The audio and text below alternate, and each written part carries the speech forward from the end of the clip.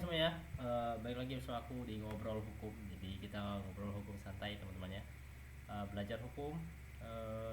Jadi hari ini kita akan belajar hukum supaya teman-teman bisa paham hukum dengan bahasa yang mudah dipahami dalam kehidupan sehari-hari dan santai dalam belajarnya. Dan kita eh, nggak pakai yang berat-berat gitu ya. Jadi teman-teman bisa mudah paham. Nah, jadi hari ini kita akan membahas tentang yang namanya um, hukum lagi teman-teman.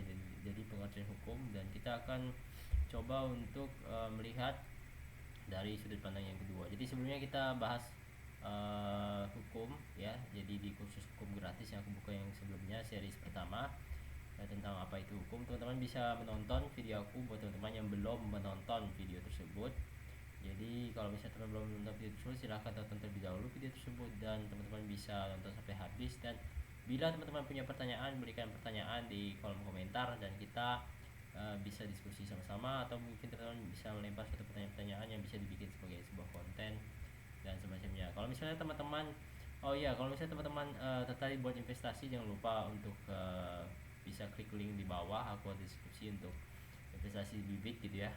Teman-teman bisa dapat cashback 25.000 buat teman yang investasi di bibit. Dan tentunya juga teman-teman bisa uh, kalau misalnya teman-teman ada pengen belajar hukum dan pengen uh, belajar hukum melalui aku, melalui Google Meet misal atau Zoom, teman-teman bisa langsung kontak aku melalui deskripsi di bawah ini yang aku terterakan Telegram aku ya. Jadi teman-teman bisa kontak Telegram aku dan tanya mengenai fee-nya berapa, dan kita bisa diskusi dan negosiasi mengenai fee-nya.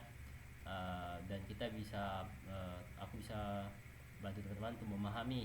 Misalnya teman-teman pengen apa yang pengen teman-teman punya tujuan, misal pengen belajar, oke, belajar hukum, pengen misalnya supaya bisa digunakan dalam pekerjaan. Misalnya teman-teman adalah orang yang bekerja di pemerintahan dan semacamnya, atau misalnya di dalam bisnis ya, tidak perlu harus di pemerintahan. Jadi tujuan teman-teman dalam belajar hukum juga beda-beda, dan teman-teman bisa pengen belajar hukum dan pengen misalnya belajar langsung dengan aku melalui misalnya Google Meet atau uh, Telegram atau Zoom secara langsung, teman-teman bisa kontak aku melalui Telegram ini. Dan terima kasih, dan mari kita mulai untuk kita dive in terhadap topik yang berkaitan dengan yaitu apa itu hukum.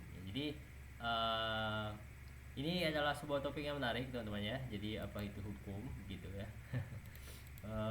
Mungkin itu suatu pertanyaan yang cukup filosofikal, cukup filosofis, tapi kita akan lihat di sini bahwasanya pertanyaan itu cukup membuat saya tertarik untuk menjelaskan kepada teman-teman. Jadi apa itu hukum? Jadi ini nampaknya seperti sederhana, simpel saja gitu. Ya, hukum itu kan mungkin yang teman-teman tahu lah. Misalnya apalah, misal teman-teman punya sudut pandang sendiri terhadap hukum itu. Misalnya teman-teman punya sudut pandang bahwasanya hukum itu adalah aturan yang memberikan suatu sanksi, atau hukum itu aturan yang dilanggar maka ada sanksinya, atau hukum itu adalah suatu aturan, peraturan, kaidah, norma-norma yang kemudian diterapkan di masyarakat yang sifatnya merekayasa sosial sehingga masyarakat sosial itu menjadi tertib misalnya. Dan ya sama-sama saja mirip-mirip gitu misalnya teman-teman ya. Tapi kita yang kedua ini mungkin aku akan lihat dari sudut pandang yang pernah aku lihat juga, dari pengalamanku pribadi. Akan aku jelaskan kepada teman-teman, mungkin akan lebih mudah untuk dimengerti di dalam hal ini. Dan tentu saja ini akan membantu kita di dalam memahami hukum ya. Jadi sebelum kita mulai, kita coba untuk ulik sendiri, coba untuk mengulik sendiri tentang hukum, pengertian hukum. Pengertian hukum itu sebenarnya bisa dibagi dalam beberapa hal. Misalnya di dalam hal pengertian hukum,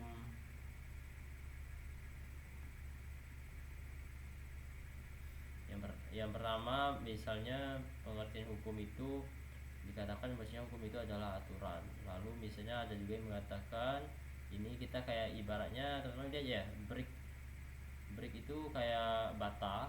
kita pengen bangun sebuah definisi gitu, misalnya kita agak susah untuk melihatnya dengan langsung besar misalnya, tapi kita mulai dengan yang kecil enaknya teman-teman.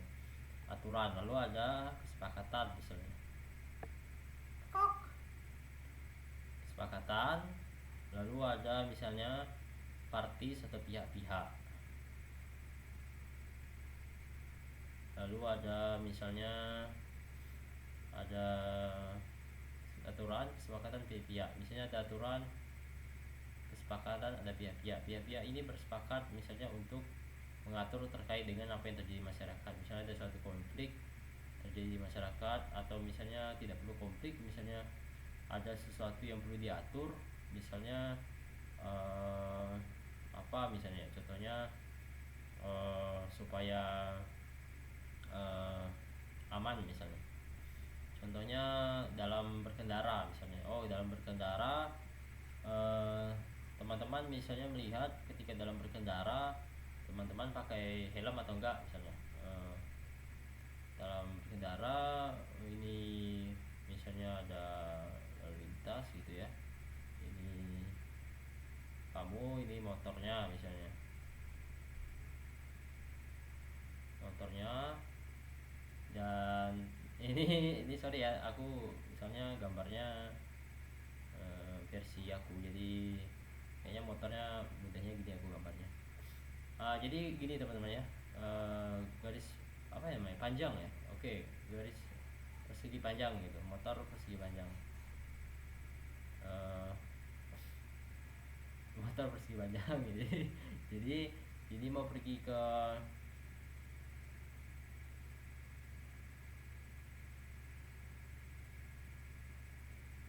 mau pergi ke, misalnya teman pengen pergi ke mall gitu ya, atau misalnya pengen pergi ke airport misalnya, bandara, teman pengen pergi ke bandara, dan teman-teman pas mau pergi ke bandara teman-teman misalnya nggak pakai helm gitu, ada helm nih, helm SNI lah, misalnya standar nasional Indonesia kan ya.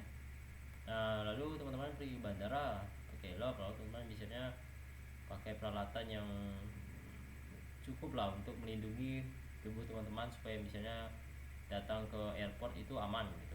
Nah teman-teman misalnya ngecek minyak misalnya, minyaknya, lalu teman ngecek kondisi tubuh teman-teman, misalnya teman-teman misalnya cek apalagi misalnya cek gula darah misalnya, teman-teman misalnya cek kesehatan gitu ya. Kalau yang benar-benar ini mungkin dia sampai kayak gini temannya cek kesehatan, lalu cek misalnya cek sebentar ini agak ini ya teman-teman, cek kesehatan sebentar.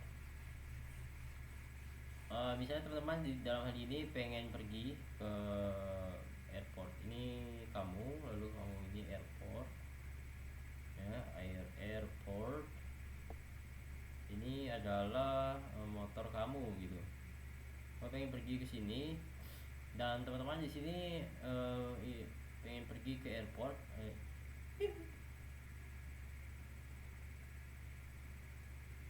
pengen pergi ke bandara. Aturannya adalah di sini teman-teman misalnya cek kesehatan, lalu cek ada vaksin misalnya booster, misalnya cek gula darah misalnya.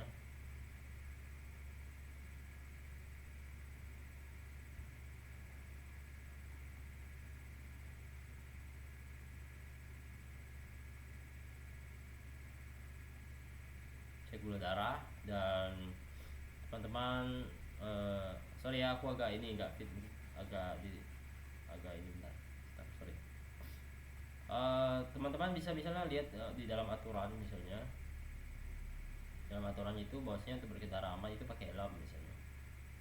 Teman-teman pakai helm, lalu teman-teman di sini misalnya menggunakan helm, Lalu teman-teman misalnya menggunakan helm di sini itu pergi ke di sini ya, di titik A di sini ke titik B.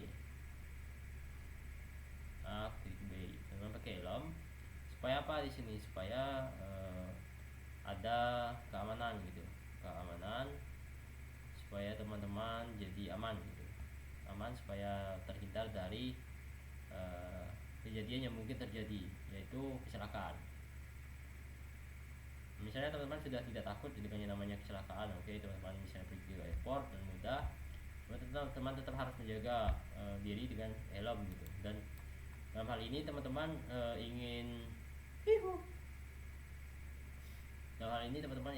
supaya teman-teman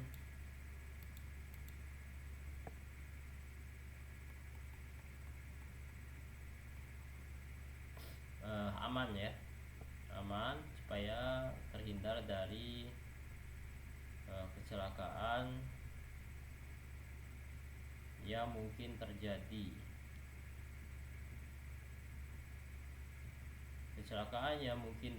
Jadi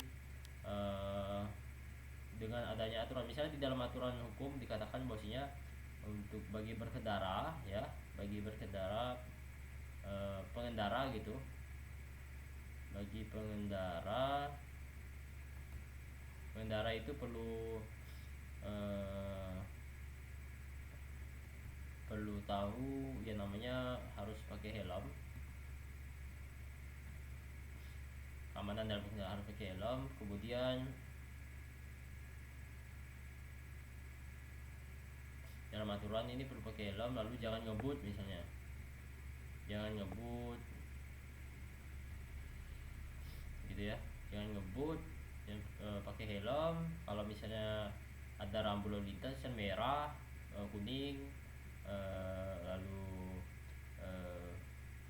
merah, kuning, hijau misalnya, nah itu dipatuhi, dilihat gitu, kapan merah, kapan kuning, kapan hijau baru bisa lewat misalnya. Lalu ada tanda-tanda lain, misalnya jangan menikung, misalnya jangan menikung terlalu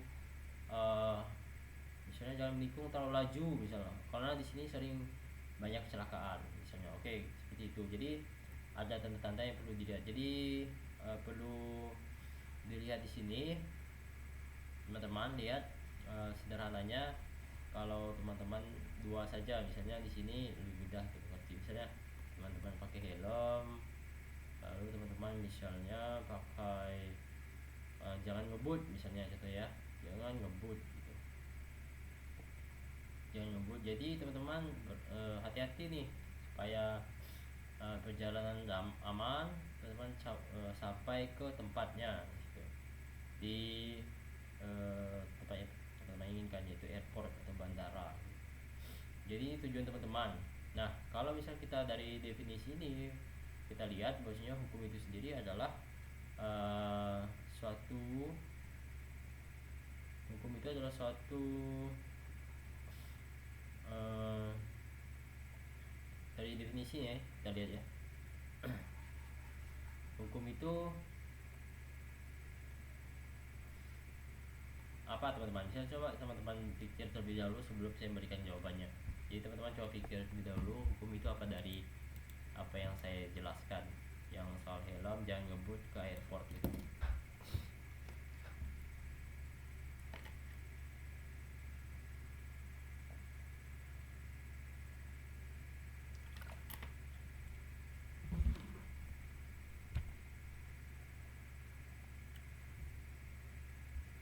Jadi hukum itu sendiri ya adalah aturan ya, aturan yang dibuat untuk melindungi seseorang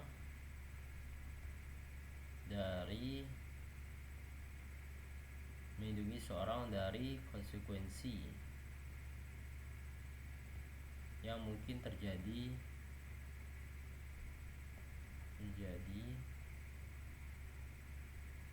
dalam situasi dan keadaan tertentu.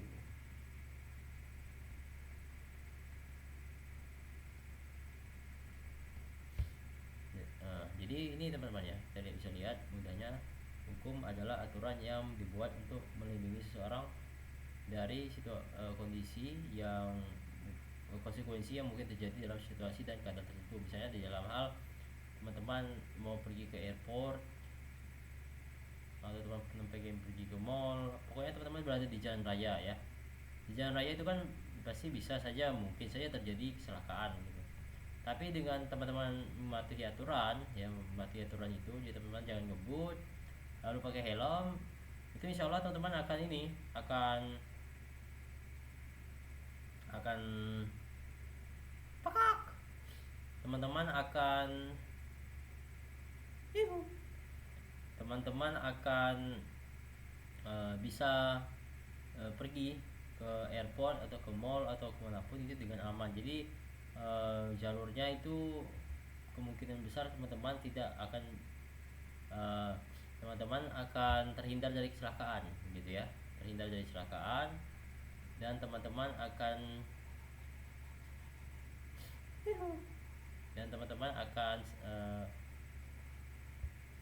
selamat lah dalam kecelakaan, dalam jalan, maksudnya teman-teman bisa nyaman gitu, nyaman berkendara ya, karena teman-teman mengikuti aturannya gitu. Nah, jadi itu ya teman-teman, jadi mungkin terjadi itu apa saja misalnya di dalam dunia hukum dalam kasus ini, dalam apa misalnya mungkin terjadi adalah kecelakaan misalnya, kecelakaan. Lalu yang kedua yang mungkin terjadi adalah kecelakaan ini banyak, misalnya force major ya. Major itu kejadian di luar kapasitas kita, misalnya kayak bencana alam gitu, bencana alam, lalu badai misalnya, lalu ada angin puting beliung misalnya dan semacamnya, yang mengakibatkan misalnya kerusakan suatu benda misalnya, atau misal rumah atau airport misalnya, mungkin saja tapi belum pernah kayaknya saya melihat airport hancur karena badai atau itu ya teman-teman ya, atau ya, angin puting beliung, karena belum pernah ada. Jadi tapi kalau kita lihat dalam kasus gempa bumi, bisa saja misalnya ada orang yang kecelakaan misalnya di Jawa, daerah Jawa misalnya, ada rumah misalnya, rumah-rumah warga ini kena gempa misalnya. Nah itu force major tuh, misalnya saya ngontrak gitu ya, ngontrak rumah di Jawa misalnya, lalu ada kejadian gempa bumi, rumah ini misalnya runtuh misalnya, rusak, dan saya tidak bertanggung jawab dong, karena yang menyebabkannya adalah kejadian di luar daripada saya sendiri. Jadi bukan saya yang merusak itu, tapi karena kejadian gempa bumi ya, rusaklah dia, yang bertanggung jawab si tentunya yang memperbaikinya yang punya gitu. Dan yang punya bisa juga nanti minta misalnya bantuan dari pemerintah, mungkin kalau misalnya pemerintah ada bantu, biasanya kalau gempa bumi ada bantuan dari pemerintah biasanya memberikan. Biasanya itu ya teman-teman ya, kalau misalnya gitu ya bukan kita ya, force major itu bukan kita yang ini kan, yang bertanggung jawab gitu. Jadi kejadian itu gitu. Jadi kalau dalam buku itu juga ada namanya bukti itu, namanya jadi ada evidence. Nah kalau dalam force major, evidence-nya bisa dikatakan bahwasanya kamu harusnya bertanggung jawab dong, ini kan rumah saya hancur. Oke, buktinya mana? Bukti bahwa saya menyebabkan rumah Anda hancur, buktinya adalah tidak ada misalnya buktinya. Oke, tidak ada bukti, berarti Anda tidak bisa buktikan bahwasanya saya lah yang bertanggung jawab atas hal tersebut. Nah, baik lagi kapasitas bertanggung jawab misalnya itu juga diatur dalam dunia hukum. Misalnya orang itu bertanggung jawab teman-temannya, jadi diatur juga deh kapasitas bagaimana dia bisa bertanggung jawab. Misalnya let's say misalnya dia ada rumah misalnya ya, rumah ini misalnya kena coret misalnya, coret ini misalnya laki-laki ini kapasitas laki-laki misalnya let's say ini anak-anak teman-teman ya, umurnya misalnya 5 tahun gitu. Tapi kan ada ya yang lelucon gitu ya, kayak kita lihat di Indonesia misalnya orang misalnya ngambil kakao dan semacamnya, yang mungkin jadi agak candaan di universitas saya, mungkin teman-teman saya dulu pernah kakao gitu. Jadi yang kayak buah-buah apa ya, buah kecil gitu ya yang milik perusahaan. Cuman saya nggak tahu itu kasusnya perusahaan mana dan siapa yang terlibat ya. Tapi intinya kapasitas ini juga dilihat. Misalnya ada seorang anak kecil, misalnya dia pengen misalnya dia nyoret-nyoret rumah misalnya teman-teman ya. Itu kalau misalnya ada seseorang misalnya ya agak lucu teman-teman, misalnya ada, tapi mungkin mungkin saja ada seorang misalnya dia minta tanggung jawab, kok rumahnya coret-coret, saya kan enggak ini kan ini tolong dong misalnya jangan coret-coret misalnya. Ya itu anak kecil wajar gitu ya, anak kecil misalnya kadang anak kecil nyoret-coret rumah.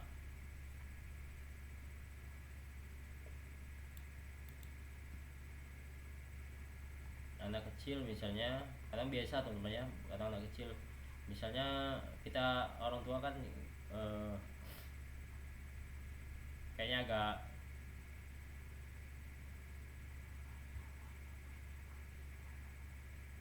agak ini teman-teman ya. Kita kasih contoh yang misalnya lebih mudah gitu.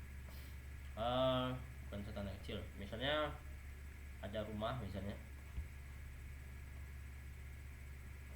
ada rumah ini ada orang, orang ini misalnya yang penyewa gitu. Penyewa ini bisa menyewakan rumahnya terhadap keluarga ini. Ada anak kecil ini suka mencari-cari rumah, cari-cari rumah misalnya. Anak kecil ini minta dicoret rumah ya, misalnya cari-cari rumah lah gitu. Lalu si penyewa ngelihat, oh ini kok tidak diurus gitu. Nah, jadi siapa yang, nah ini dalam kasus ini kita lihat mungkin agak ini teman-teman ya, kita lihat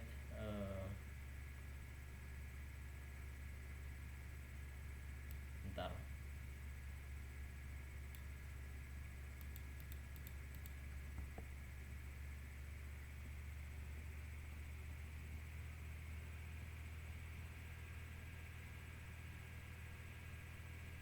Misalnya ada penyewa, lalu ada rumah, dia menyewakan rumahnya. Lalu ada seorang laki-laki dan ibu, lalu ada anak kecil. Anak kecil ini nyoret rumah, dinding misalnya. Lalu si penyewa ini datang satu hari, misalnya 1 minggu kemudian, ngecek rumahnya. Ini ngelihat kok ada yang coret-coret. Ini tolong di ini kalian ganti rugi misalnya, rumahnya itu ganti rugi misalnya, bayar dong misalnya 100.000 misalnya, 100.000. Nah ini uh,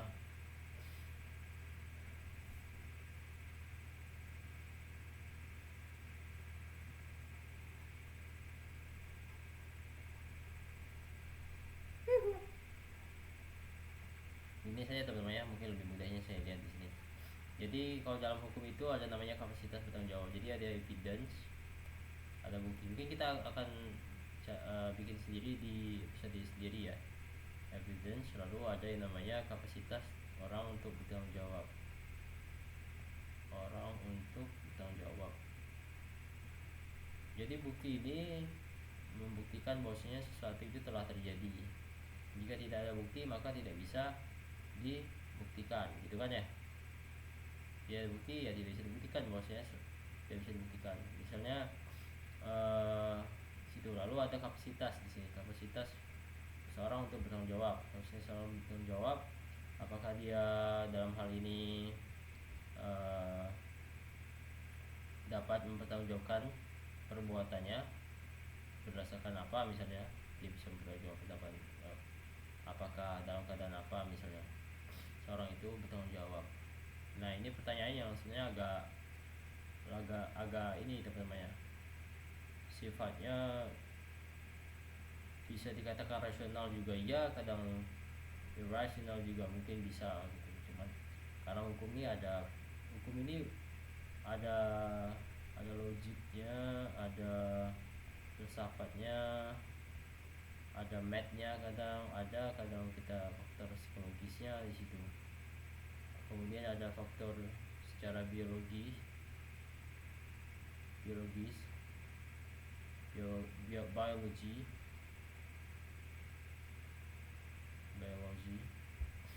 misalnya seseorang tidak sengaja menembak, ya, tidak sengaja menembak kaca rumah itu pecah misalnya. Ini anak-anak nih teman-teman ya, misalnya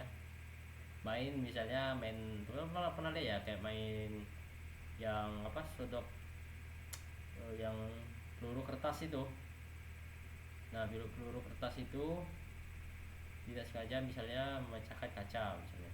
Nah, nggak mungkin dong misalnya eh, dibawa ke ranah hukum, misalnya sengketa misalnya, kan jadi agaknya aneh gitu ya. Ya namanya anak-anak gitu.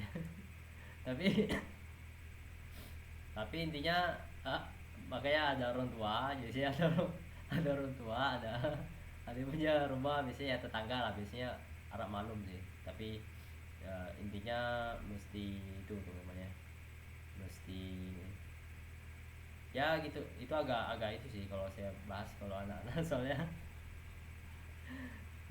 mungkin kita akan bahas ke yang lebih mudahnya lagi ya. Oke, tapi tetap intinya adalah pengertian hukum itu adalah sebuah aturan, ya, aturan yang tadinya melindungi seseorang dari suatu konsekuensi yang mungkin terjadi dalam situasi dan kondisi tertentu. Misalnya teman-teman gini, misalnya teman-teman transaksi online, teman-teman misalnya pengen beli bukunya judulnya misalnya how to cook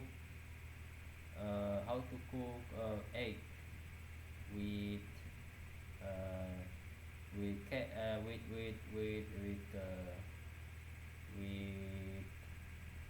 veggie, ya, agak ini ya, agak mungkin Oke, how to cook egg with veggie.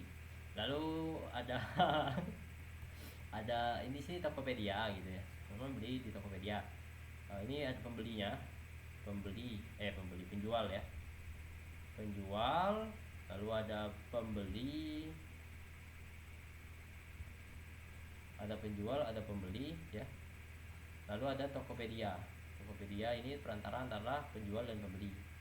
Ya, jadi kayak ibaratnya platform lah, ini tempat di mana kalian bertransaksi, yaitu Tokopedia.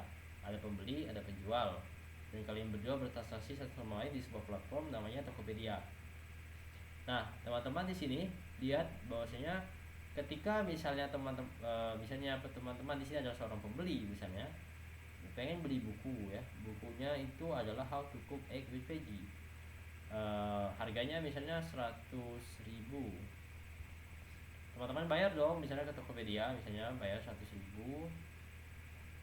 Tapi buku ini tidak dikirim ke teman-teman, bukunya kok nggak ada, bukunya nggak ada gitu.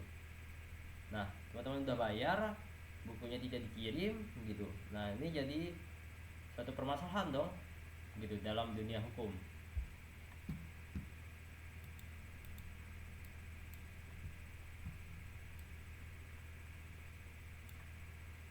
Suatu permasalahan yang teman-teman bisa lihat dalam perlindungan konsumen misalnya. Dalam perlindungan konsumen, bahwasanya konsumen tentunya dilindungi misalnya. Dilindungi dalam aturan. Itu kayaknya ini namanya perlindungan konsumen. Nah, ini nanti bisa saya bahas sendiri dalam kursus tersendiri atau bahasan tersendiri terkait dengan aturan perlindungan konsumen gitu ya. Saya pernah baca sekilas perlindungan konsumen, tapi dia setiap aturan itu dia diatur dengan tujuan. Misalnya apa sih tujuan diaturnya? Misalnya perlindungan konsumen,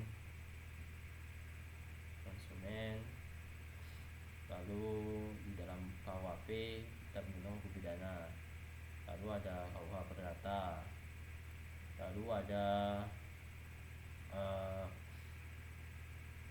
KUH dagang misalnya. Lalu ada aturan-aturan Google Workbook dan semacamnya. Tapi intinya di sini teman-teman bisa lihat bahwasanya seperti yang saya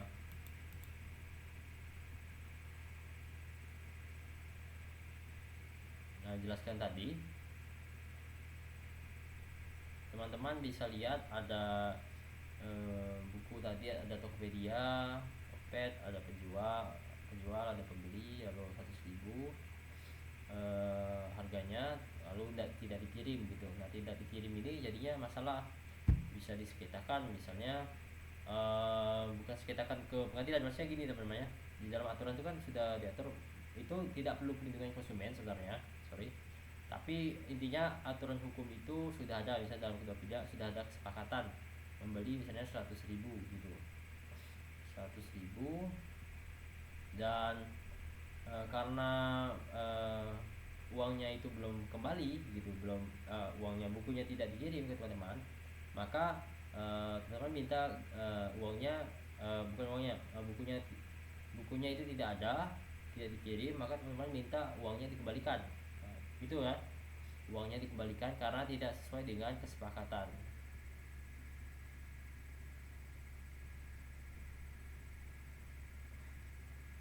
Tidak sesuai dengan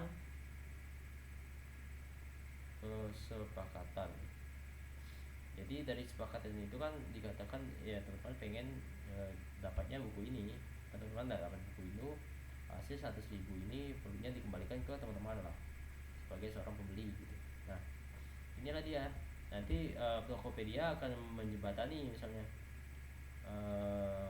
antara misalnya kalau tidak bisa digitukan, tidak bisa dibalik, misal kalau penjualnya tidak mau kembalikan misalnya, maka misalnya bisa dikasih laporan misalnya dari pihak Tokopedia, ini si penjual ini enggak, dia tidak mengembalikan uangnya gitu ke saya, sedangkan bukunya sudah sedangkan saya tidak dapat bukunya misalnya. Nah, itu bisa di protes gitu ya. Ya kalau dalam YouTube juga sama ya teman-teman, yang bisa misalnya teman-teman punya klaim hak cipta terhadap sebuah video dan kemudian teman-teman sengketakan video tersebut, ibaratnya ngajukan lah banding gitu. Nah, itu bisa tuh. Jadi seperti itu. Tapi itu kita bisa bahas lagi tersendiri. Cuman saya bahas secara umum saja di sini bahwasanya hukum itu adalah aturan yang mengatur tentang konsekuensi dari suatu hal yang mungkin terjadi, ya, mungkin terjadi satu hal yang mungkin terjadi, satu hal misalnya dari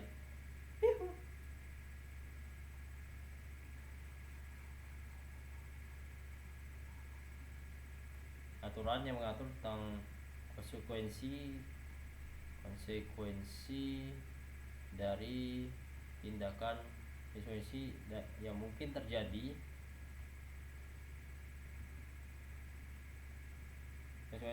terjadi, akibat dari situasi tertentu.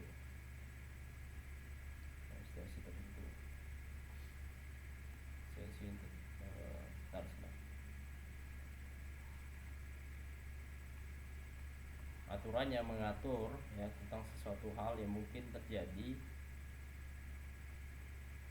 yang diakibatkan dari situasi dan kondisi tertentu. Ya, jadi agak jelas teman-teman ya. Jadi ada ini ya, ada aturan, kemudian ada konsekuensi,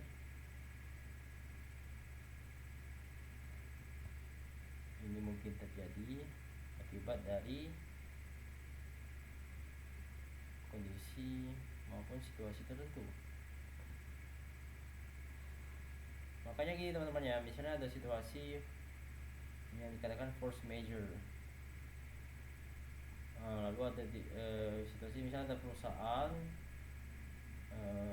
pilot misalnya, perusahaan itu bangkrut misalnya teman-teman ya, itu ada konsekuensi logisnya. Misalnya kalau bangkrut, misalnya dia harus bayar pesangon, misalnya bayar pesangon, bayar berapa, misalnya berapa, eh, bayar berapa gaji, misalnya bayar berapa uangnya, misalnya uangnya dibayar adalah 7 juta misalnya, berdasarkan aturan hukum misalnya, berdasarkan aturan hukum yang perlu dibayar 7 juta, atau misalnya 10 juta, sekitar 10 juta ini perlu dibayar segini misalnya, uh, uang pesangonnya misalnya, karena kredit misalnya perusahaan. Nah, yang mengaturnya itu adalah hukum inilah. Jadi aturan itu mengatur untuk melindungi konsekuensi dari akibat dari situasi atau kondisi tertentu. Jadi kondisi tertentu, misalnya ada terjadi bangkrut, pengen melindungi karyawan itu supaya misalnya dapat pesangonnya, dia bisa, supaya bisa cari kerjaan lagi nanti ke depan. Oh misalnya Pak Edit, ya kami pindah ke perusahaan lain misalnya, cari kerjaan misalnya yang baru. Nah ini contohnya hukum seperti itu teman-teman. Jadi untuk melindungi. Jadi cukup itu ya, sudah cukup jelas ya, kita lihat ya di sini ya, sudah cukup jelas. Contohnya lagi misalnya ya, kita lihat akibat dari situasi atau kondisi tertentu.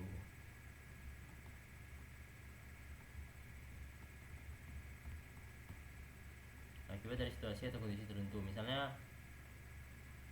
ada kejadian korupsi, misalnya 1000 triliun, banyak, wow, triliun, dan itu dikoreksi oleh pejabat.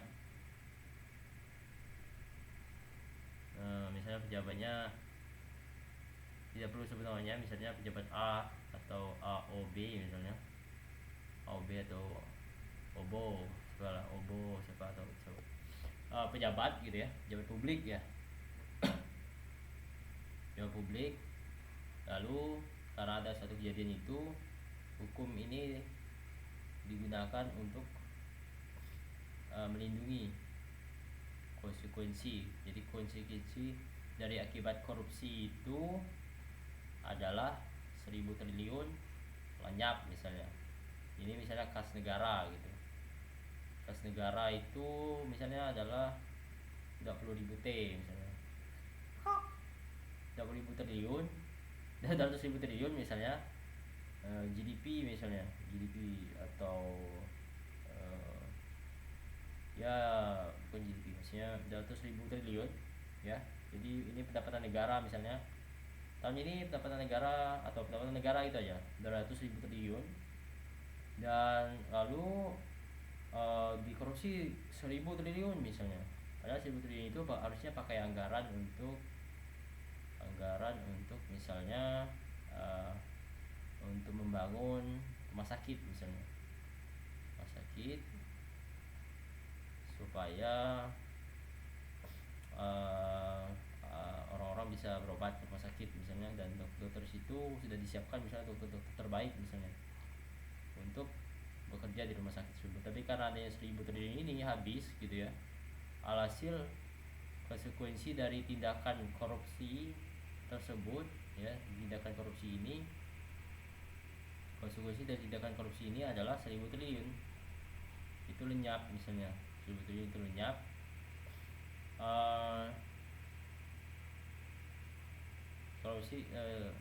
Konsekuensi dari tindakan 1000 triliun itu lenyap gitu, yang punya negara, yang seharusnya untuk dialihkan ke sini, yang untuk produktif gitu ya, produktif, tapi malah tidak dipakai ke situ misalnya, tapi dipakai untuk yang 1000 triliun ini. Tapi nggak tahu ini untuk apa, pokoknya ini dikorupsi 1000 triliun teman-teman ya, 1000 triliun. Jadi 1000 triliun itu dikorupsi, 1000 triliun gitu. Nah, untuk melindungi konsekuensi, jadi kenapa misalnya ada hukuman misalnya terhadap koruptor misalnya hukuman ada 5 tahun, 10 tahun, 3 tahun kadang. Makanya kadang ada yang protes kok hukumnya terlalu tumpul gitu. Terlalu tumpul. Kadang ada juga coba jangan yang 20 tahun misalnya diturunkan misalnya jadi 3 tahun misalnya, atau 3 tahun dijadikan 20 tahun misalnya. Tapi 3 tahun misalnya dilebihkan, oke 3 tahun tapi dendanya dibanyakin misalnya. Karena dia 1000 triliun, dendanya dibanyakin dibandingkan hukuman kurungan atau penjaranya. Nah, jadi gitu teman-temannya, hukum itu sebenarnya untuk mencari efektivitas untuk menjaga keamanan. Nah, kalau hukum yang bagus itu sebenarnya hukum yang dia bisa mencapai tujuannya. Itu aja sebenarnya. Jadi tujuan hukum itu apa dan mencapai tujuannya, dan itu adalah tanda bahwa hukum itu sehat. Makanya kalau kita bikin hukum itu seperti saya pernah jelaskan kepada teman-teman, kalau misalnya ada saya bicara sama salah seorang mantan dosen UT gitu, dia bilang sama saya, ya betul kata kamu. Dia bilang, saya diskusi sama dia ya betul sekali kata kamu, karena ada sebuah aturan. Dia bilang aturan itu di Indonesia, dia bicara sama saya kadang ada peristiwa misalnya seorang bernama seorang berinisial G G A B C D misalnya, dan mungkin X atau Y, saya tidak tahu. Tapi intinya ada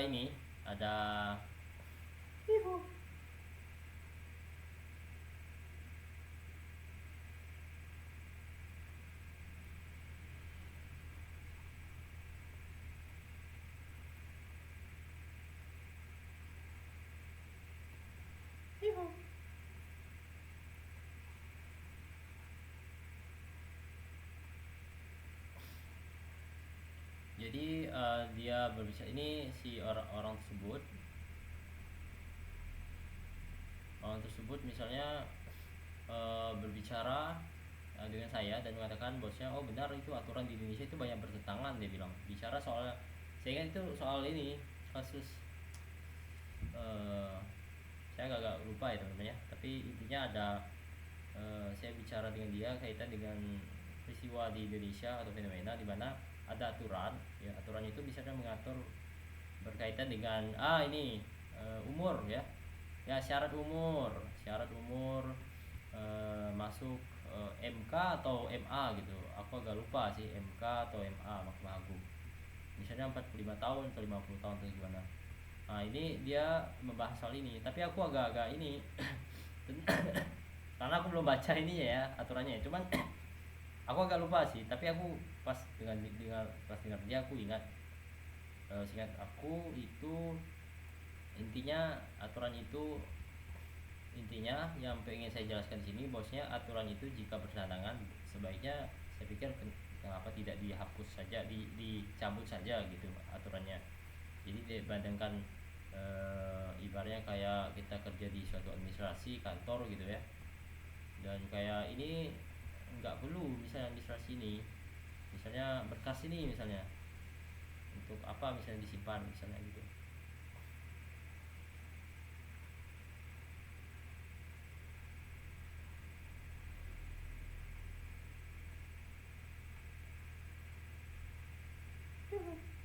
Kayaknya agak kejauhan bentar ya. Oke, intinya ada aturan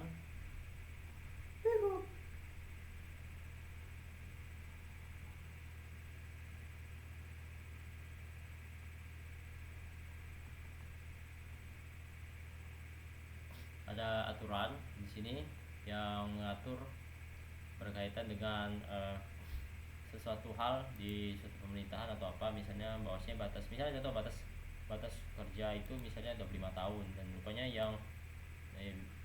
bisa orang di atas umur 25 tahun bisa dalam undang-undang misalnya dikatakan boleh misalnya boleh bekerja, misalnya di atas 25 tahun itu boleh bekerja. Sorry itu salah, bentar.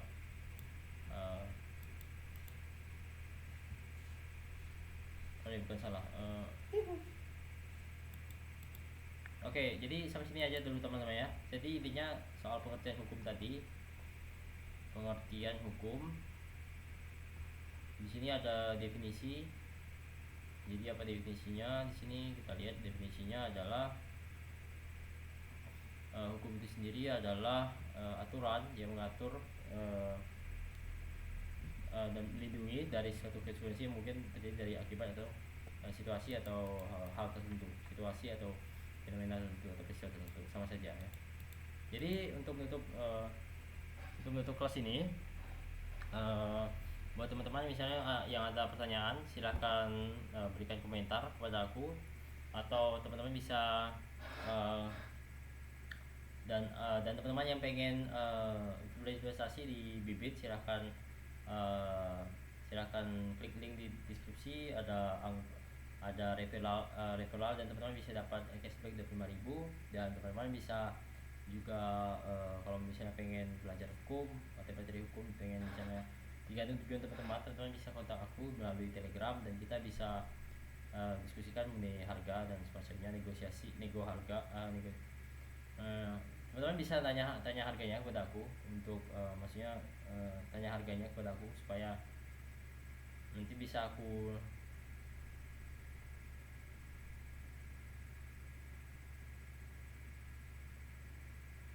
bisa kasih buat teman-teman materinya. Jadi teman-teman bisa belajar melalui Telegram, melalui Zoom dan WhatsApp gitu ya. Maksudnya Zoom dan Google Meet. Terima kasih sudah menonton videonya, kursus yang kedua ini, series kedua, yaitu apa itu hukum. Dan terima kasih sudah menonton, dan sampai jumpa di kelas selanjutnya dan materi selanjutnya yang mungkin akan aku bawa, atau konten-konten berikutnya. See you dan bye bye.